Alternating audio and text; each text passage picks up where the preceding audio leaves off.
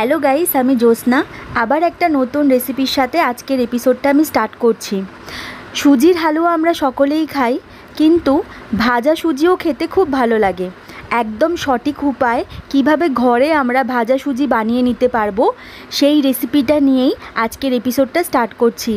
রেসিপিটা পুরোটা দেখার জন্যে আপনাদের সকলের কাছে আমার অনুরোধ রইল। একটা কড়াইয়ের মধ্যে আমি অল্প একটু মাখন দিয়ে দিলাম, আর তার সাথে অল্প একটু ঘি দিয়ে দেবো। মাখন আর ঘিটা মেল্ট হয়ে গেলে আমি এর মধ্যে ড্রাই ফ্রুটস দিয়ে হালকা একটু লাল করে ভেজে নেব।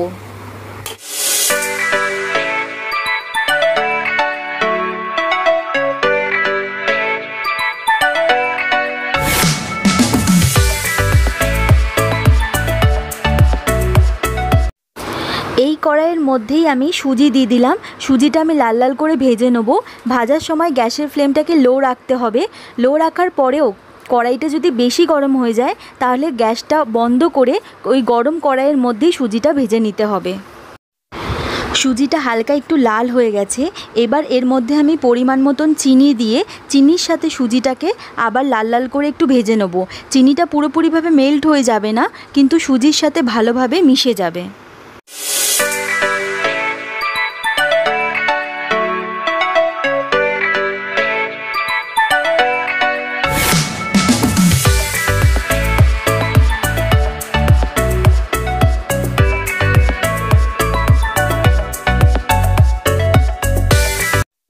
চিনিটা সুজির সাথে ভালো করে মিশে গেলে এর মধ্যে আমি ঘি আর মাখন দিয়ে এই ঘি মাখনটা সুজির সাথে ভালো করে মিশিয়ে নেব।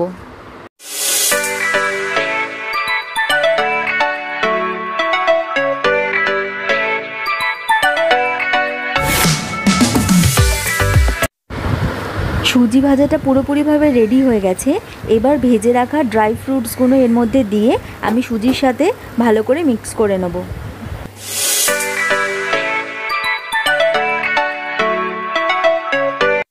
সুজি ভাজাটা পুরোপুরিভাবে রেডি হয়ে গেছে।